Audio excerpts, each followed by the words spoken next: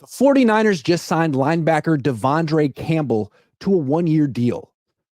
Campbell used to be a really good player. He was with the Falcons when Kyle Shanahan was there in 2016, and he was really good for the Packers a few years ago. Now he's going to be 31 next season, and injuries have sort of taken its toll over the last couple of years, and he's not that good anymore. No offense. I mean, there's a reason he was still available at this point in free agency. There's a reason the 49ers tried to sign Eric Kendrick first and settled for De'Vondre Campbell. De'Vondre Campbell is the Band-Aid at linebacker position at the linebacker spot until Dre Greenlaw comes back.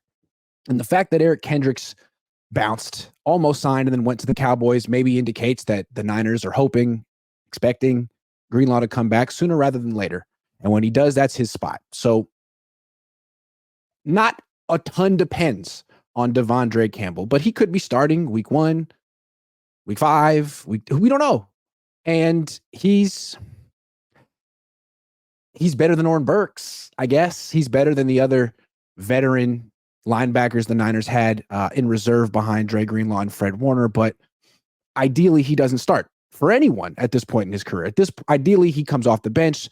And, the Niners did draft 2 linebackers last year, D. Winters, Jalen Graham, and redshirted them.